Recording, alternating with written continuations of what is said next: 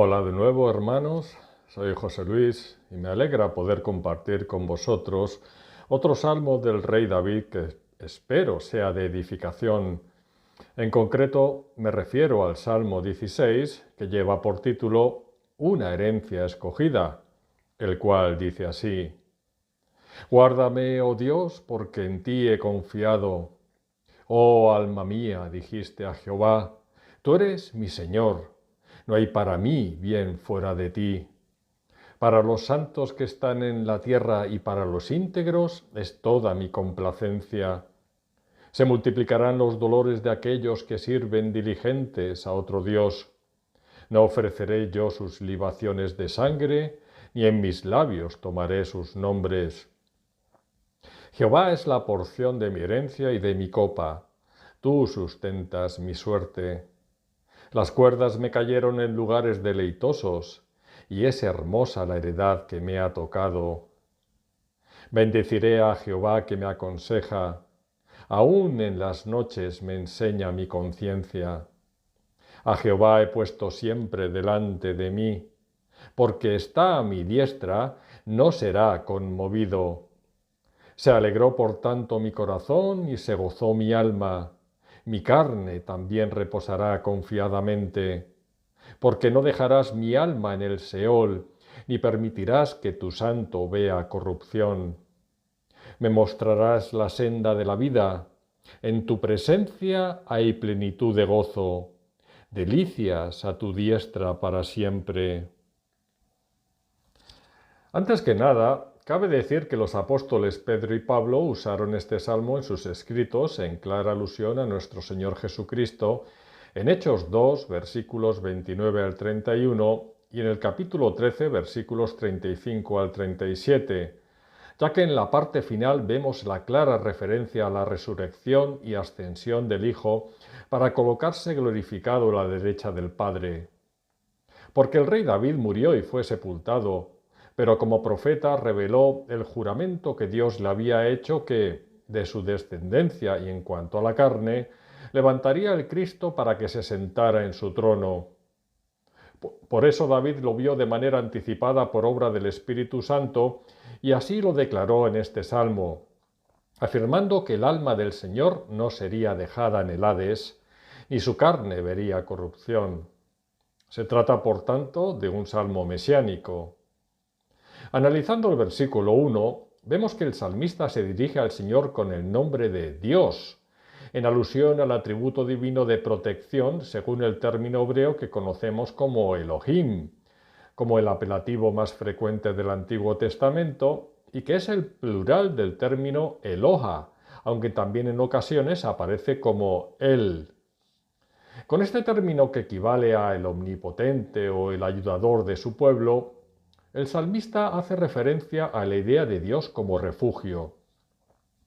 En el Antiguo Testamento el nombre definía la persona y su carácter, y en el caso de Dios son sus atributos los que se exponen en las Escrituras por medio de los diferentes nombres con los que se le dirigen los creyentes.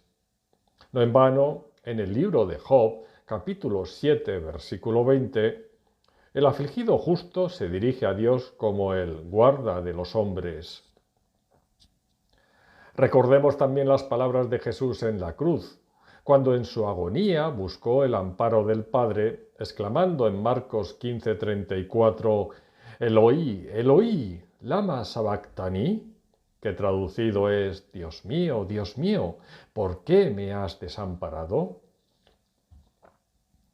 Para el salmista, por lo tanto, es esencial buscar la protección de Dios ante una situación difícil y angustiosa para él.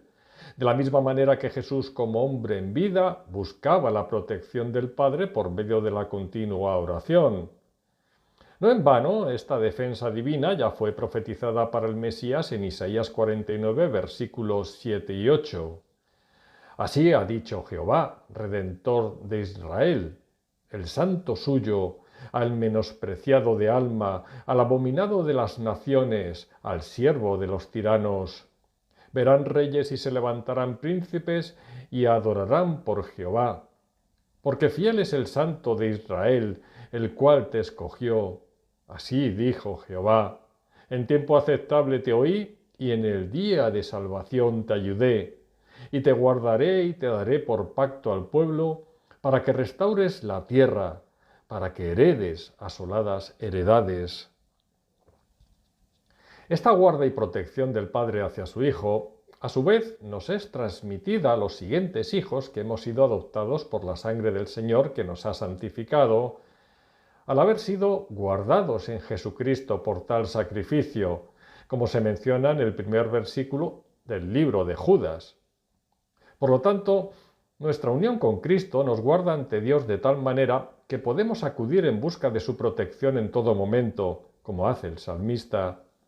Y esta ayuda nos la ofrece quien hoy en día es sumo sacerdote que intercede por nosotros ante el Padre en el tabernáculo celestial. Solo hemos de entrar confiadamente ante el trono de la gracia, para alcanzar misericordia y hallar gracia para el oportuno socorro, como se nos revela en Hebreos 4:16.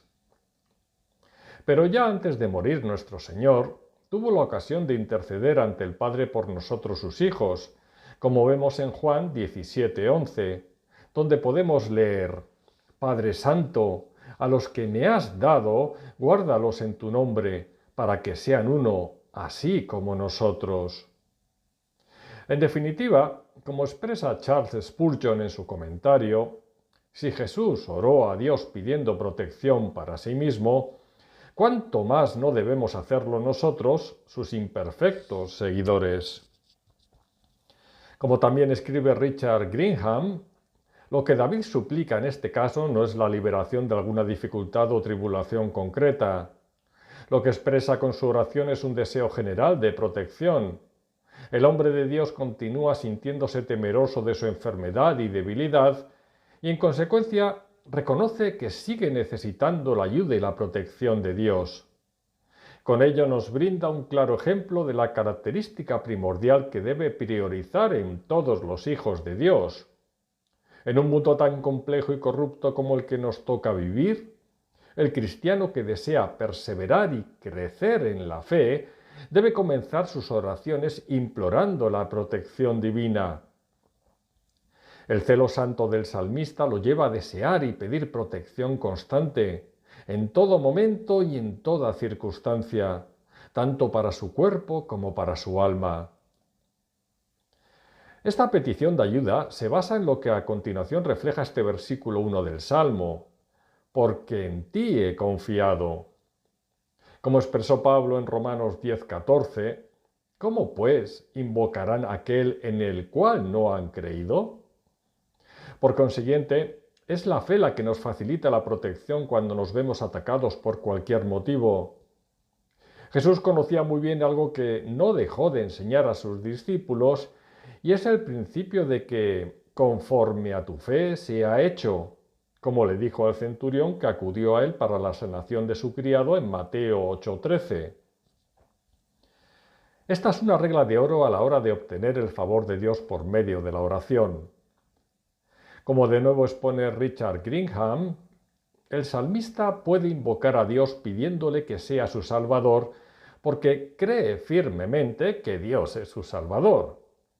Por ello, no dejemos de orar con fe cuando necesitemos el oportuno socorro, porque el Padre siempre nos escucha de esta manera y de una forma u otra obtendremos la respuesta.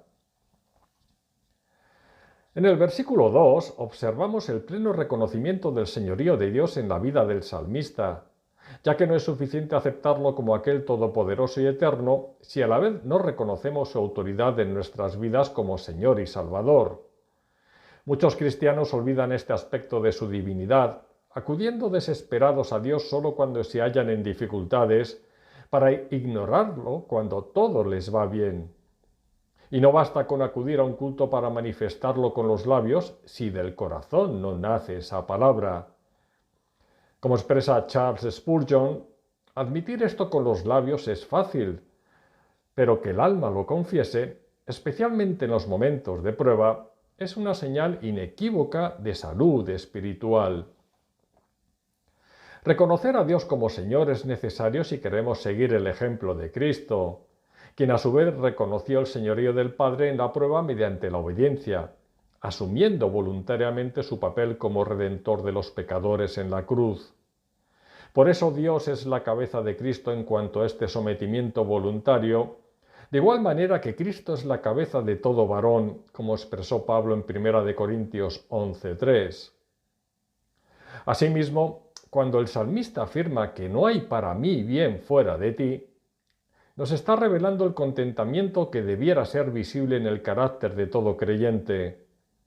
Por una parte, nuestras necesidades son cubiertas por el Padre, no nuestros caprichos, ya que no hay justo desamparado ni su descendencia que mendigue pan, como expresa David en el Salmo 37:25.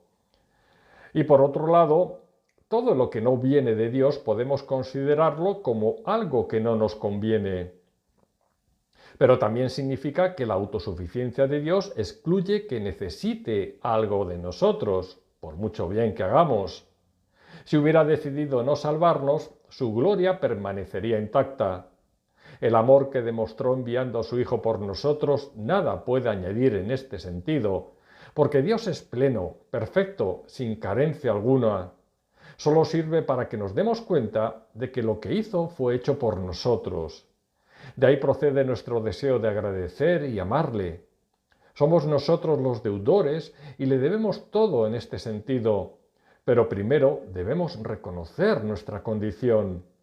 Jamás podremos devolverle nada, porque todo es suyo.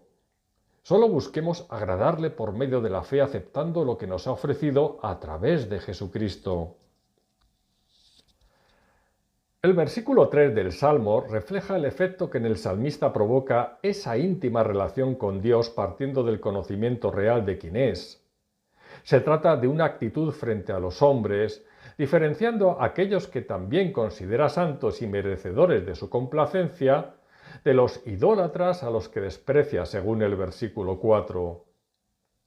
Porque los primeros son sus hermanos e hijos de Dios gracias a Jesucristo, lavados con la misma sangre que limpió al salmista, y por lo tanto con los que realmente desea tener comunión en esta vida previa a la venidera. Ser santo es lo mismo que íntegro a los ojos de Dios, en el sentido de no tener el corazón dividido, ya que no podemos servir a dos señores. Solo hay dos clases de personas ante Dios, según vimos en el Salmo 1, y los que nos consideramos cristianos no podemos amar las cosas del mundo, ni dejar de servir en las cosas de Dios, ni buscar mejor compañía que la de los hermanos. Debemos recordar cada día que nuestro gran Dios y Salvador Jesucristo se dio a sí mismo por nosotros para redimirnos de toda iniquidad y purificar para sí un pueblo propio, celoso de buenas obras, como se nos revela en Tito 2:14.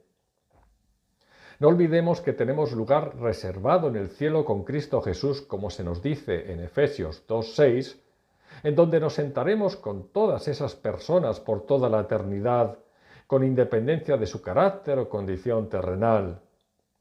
No despreciemos su compañía ahora que podemos, porque el Señor los escogió y guardó al igual que a nosotros.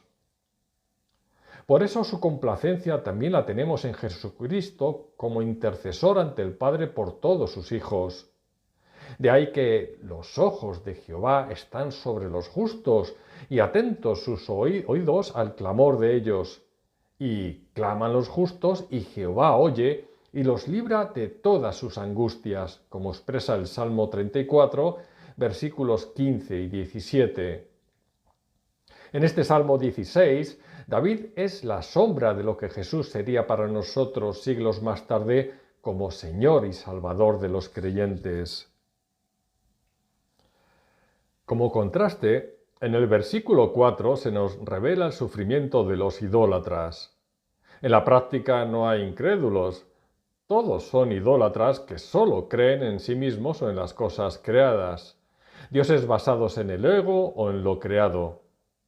Aquellos que rechazan a Dios para abrazar otras deidades como el dinero, el sexo, el trabajo, poder, culto al cuerpo, etc., no serán escuchados y ni siquiera mencionados por el salmista. En Éxodo 23:13, Jehová ordenó a su pueblo no mencionar siquiera el nombre de otros dioses para evitar la tentación en la que fácilmente caemos al estar rodeados de ellos. Así le sucedió al pueblo que fue liberado de Egipto, tras lo cual poco tardaron en abrazar la idolatría. El peligro siempre está presente y separados de Cristo nada podemos hacer. El hombre por naturaleza acaba adorando a la criatura y no al Creador, como nos explica Pablo en Romanos 1:25. Por eso, el que piensa estar firme, mire que no caiga. Primera de Corintios 10:12. Lo triste es ver cómo estas personas se consideran libres al no estar sometidas bajo la autoridad de Cristo y no se dan cuenta que acaban siendo esclavos de otros amos que solo desean su destrucción. Buscan la satisfacción en cosas, y cuando las consiguen, su satisfacción se va desvaneciendo hasta que vuelven a desear más y más en un círculo vicioso que nunca acaba. La frustración e insatisfacción aparece tarde o temprano. Por eso los creyentes debemos recordar las palabras de 1 de Juan 5:20, en donde se nos dice que sabemos que el Hijo de Dios ha venido y nos ha dado entendimiento para conocer al que es verdadero, y estamos en el verdadero, en su Hijo, que es Jesucristo. Este es el verdadero Dios y la vida eterna.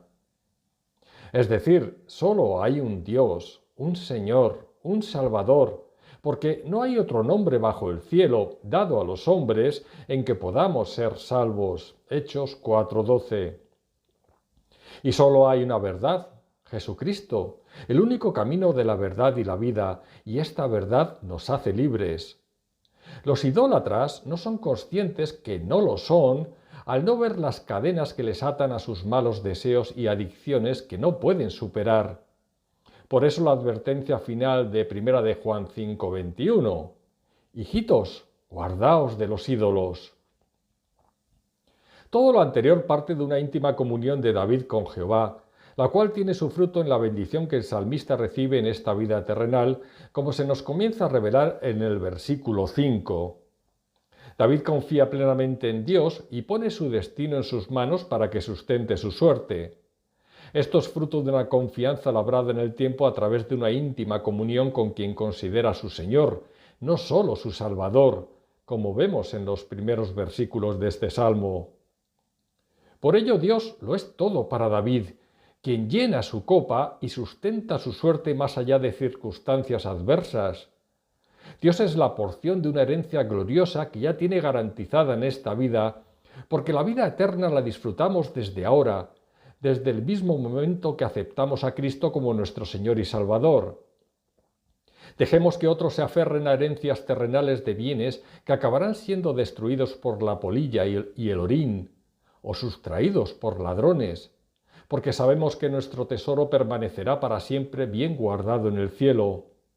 Como nos dijo Jesús, haceos tesoros en el cielo. Mateo 6:20. Si nosotros hacemos como David y consideramos a Dios como todo lo que necesitamos en esta vida y la venidera, entonces seremos bendecidos y dignos de obtener su favor, porque es bienaventurado el pueblo o la nación cuyo Dios es Jehová. Salmos 33:12 y 144:15. Por dicho motivo, David en el versículo 6 del Salmo afirma que las cuerdas le cayeron en lugares deleitosos, siendo hermosa la heredad que le ha tocado, como traduce la Nueva Versión Internacional: bellos lugares me han tocado en suerte, preciosa herencia me ha correspondido. Pero esto no significa que David haya recibido de Dios cosas hermosas, que por otra parte acepta con agrado si vienen de él, sino el mayor don o bendición que se puede obtener al morar Dios entre su pueblo. Como explica James Janeway en su comentario, la grandeza de la buena voluntad de Dios al darse a sí mismo para entablar relación y amistad con nosotros se hace evidente en la naturaleza del propio don. Un hombre puede llegar a dar sus bienes a aquellos por quienes siente un amor y aprecio especial, pero nunca llegará a darse a sí mismo a menos que lo mueva un amor extraordinario. Pero la hermosa heredad que recibimos parte de nuestra obediencia. Jesús así lo vivió a pesar de sus aflicciones y sufrimientos, y así quedó reflejado en el Salmo 40, versículos 7 y 8. Entonces dije, he aquí, vengo, en el rollo del libro está escrito de mí, el hacer tu voluntad, Dios mío, me ha agradado, y tu ley está en medio de mi corazón. Las cuerdas que caen en lugares deleitosos marcan los límites de la voluntad de Dios dentro de los cuales debemos movernos. Por eso tales límites no nos hacen sentir como encerrados o sometidos, sino todo lo contrario. Nos provocan contentamiento y un placer del ánimo y de los sentidos, tal y como se define la palabra deleite en el diccionario. Como expresa Charles Spurgeon, los mártires eran felices en sus calabozos. Este es el efecto que provoca reconocer a Jesús como nuestro Señor para hacer la voluntad de Dios. Reconocer a Dios como nuestro Señor nos permite agradecer sus bendiciones, ya que confiamos plenamente en las decisiones que adopta para nosotros, sabiendo que son lo mejor. Así lo expresa el salmista en el versículo 7 de este Salmo 16. La enseñanza y el consejo de Dios que recibimos incluso mientras dormimos es una maravillosa bendición, como lo fue para Daniel, cuando el secreto de la interpretación del sueño del rey le fue revelado en visión de noche. Daniel 2:19. Pero para ello debemos despojarnos de nuestro orgullo para pedir que nos haga ver aquello que no queremos o no podemos. Así se lo clamaba David a Jehová en el Salmo 26:2. Escudriñame, oh Jehová, y pruébame. Examina mis íntimos pensamientos y mi corazón. Jesús es nuestro admirable consejero, Dios fuerte, Padre eterno, príncipe de paz, como fue revelado en Isaías 9:6 antes de su nacimiento. ¿Aceptamos su consejo cuando nos llega la conciencia a través del Espíritu que mora en nosotros? ¿O nos aferramos al orgullo para no querer ver lo que no nos gusta? Seamos como Jesús, que siempre acudía al Padre para saber lo que decir, como nos reveló en Juan 12:49, en vez de ser sabios en nuestra propia opinión. Sin duda, esto es fruto de la íntima comunión con Dios, la cual nos proporciona la sabiduría para poder escucharle. También la íntima comunión nos otorga la seguridad de que estamos permanentemente protegidos por Dios, como se expresa en el versículo 8. El salmista decide colocar a Dios siempre delante de él, para que no deje de mirarlo en vez de observar las circunstancias adversas. Por eso el Señor está a su diestra, que es donde se colocaba el defensor en la mentalidad del Antiguo Testamento. Solo la mirada de Pedro en Jesús le mantuvo caminando sobre las aguas, hasta que desviarla le provocó comenzar a hundirse en ellas. Por eso David coloca al Señor frente a él, pero siempre, en todo momento, lugar y bajo cualquier circunstancia. Así debiéramos hacer nosotros para seguir sus pasos, con independencia de nuestras emociones y sentimientos. La transformación de todo creyente a la imagen de Cristo requiere la renovación de nuestro entendimiento, según escribió Pablo en Romanos 12:2. Así pensamos, así seremos. Y así comprobaremos cuál sea la voluntad de Dios, buena, agradable y perfecta. Por eso también Pablo nos advirtió a la hora de vigilar nuestros pensamientos, para que los centremos en todo lo verdadero, honesto, justo, puro, amable, de buen nombre, virtuoso o digno de alabanza. Filipenses 4:8. Cuanto más pensamos en Dios, más deseamos conocerle, porque Dios cada vez se encuentra más cercano al creyente que se acerca a Él. Santiago 4:8. El tener cerca a Dios nos hace sentir seguros, sabiendo que lo tenemos a nuestra diestra. Son sus fuerzas y no las nuestras las que nos mantienen firmes a pesar de los zarandeos que provocan las pruebas, ya que sabemos que no estamos solos. También que el que comenzó en nosotros la buena obra la perfeccionará hasta el fin. Filipenses 1:6. Porque Dios es fiel a sus promesas y no cambia. Santiago 1:17. Pero para disfrutar de esa defensa debemos permanecer unidos a la vid que es Cristo, porque separados de Él nada podemos hacer. Si abandonamos nuestra santidad y nos alejamos de Dios, Él se alejará de nosotros y estaremos indefensos ante el peligro. Dios permitirá el dolor por medio de la disciplina tarde o temprano si en verdad somos sus hijos, para que nada ni nadie nos arrebate de su mano. Esta será nuestra decisión. David decidió colocar a Dios siempre delante de él. La pregunta es, ¿qué haremos cada uno de nosotros? En el versículo 9, el salmista refleja su alegría en el corazón y su gozo en el alma, incluso ante una muerte que seguro llegará antes o después, al añadir que mi carne también reposará confiadamente. Esta referencia mesiánica es clara en Jesús, quien fue gozoso la cruz puesta la mirada en ella como galardón, sabiendo que cumplía la voluntad del Padre y que no quedaría para siempre en el sepulcro, como refleja el versículo siguiente. La confianza puesta en Dios es la clave de todo. Lo fue para David, para Jesús de cara a su resurrección, y también debiera serlo para nosotros mientras caminamos por este mundo como peregrinos que regresan al hogar.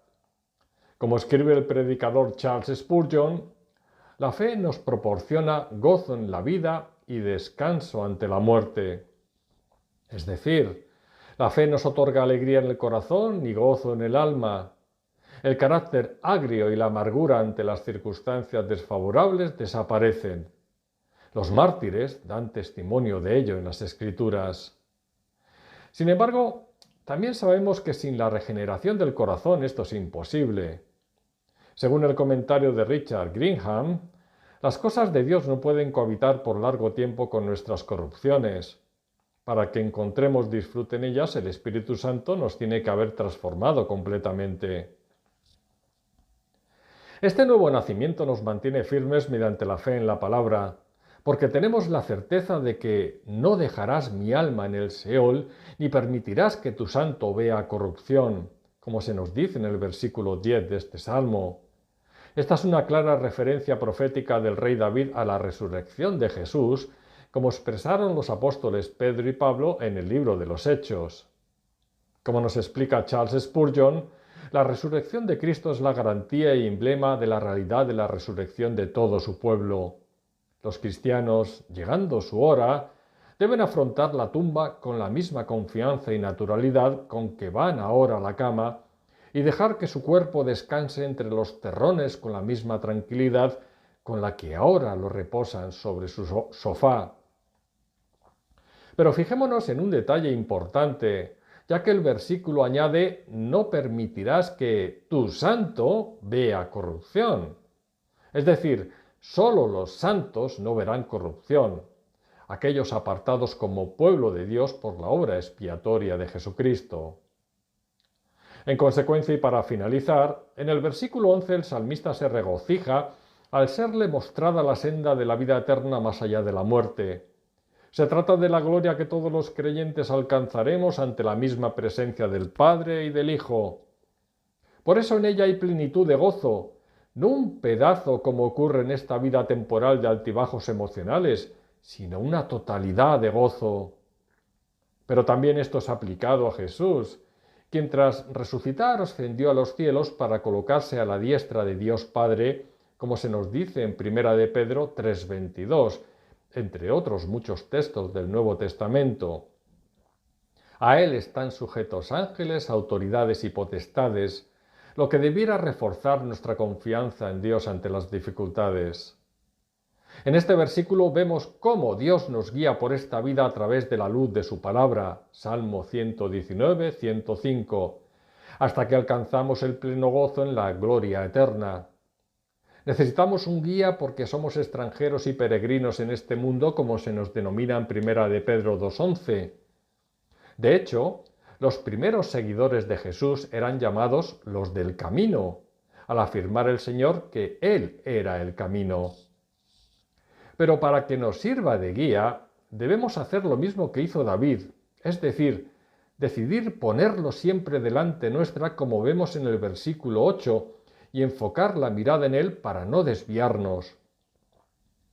Pero aunque tropecemos o nos caigamos mientras caminamos, o incluso si nos desviamos como pecadores que somos, no nos perderemos, ya que al tener a Dios a la diestra, no seremos conmovidos, como añade el versículo 8.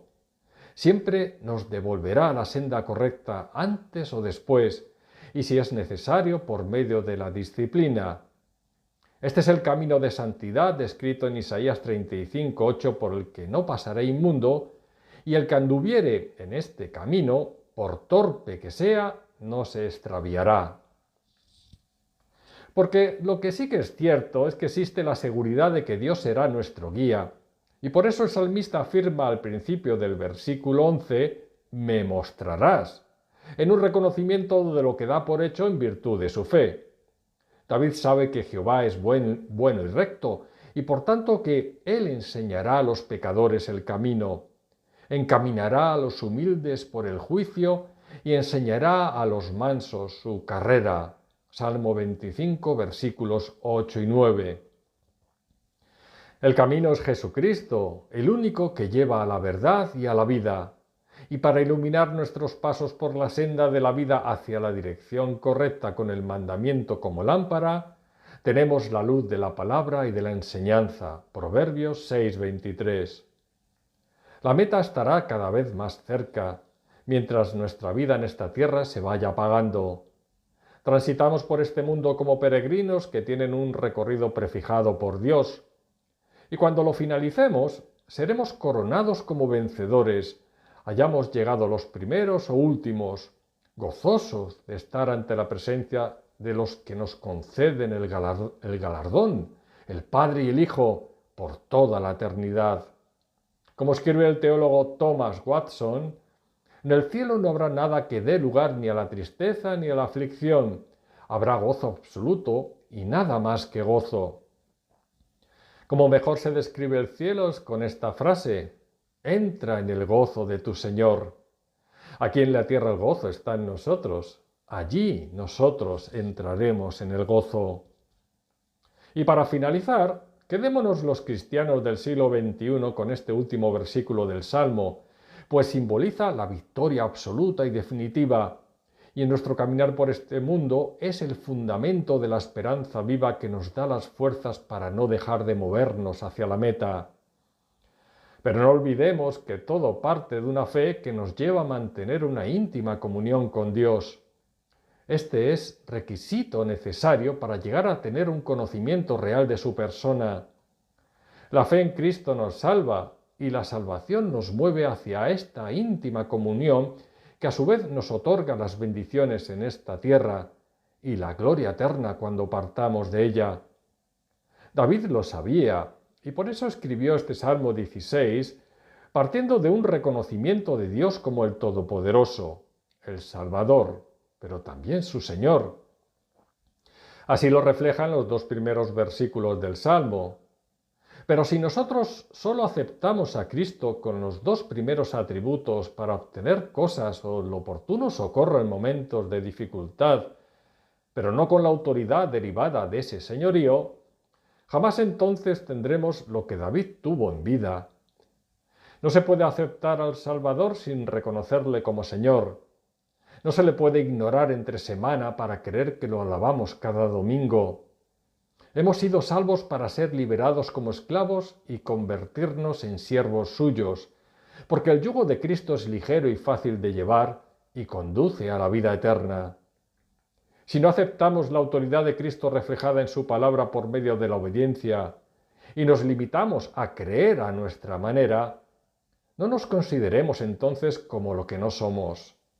Ser cristiano es más que un honor, es la mayor de las bendiciones. Valoremos el mayor tesoro que jamás recibiremos en esta vida y honremos a quien de verdad lo merece. Solo entonces el Señor honrará a los que le honran. Que así sea, en el nombre de Jesús. Amén.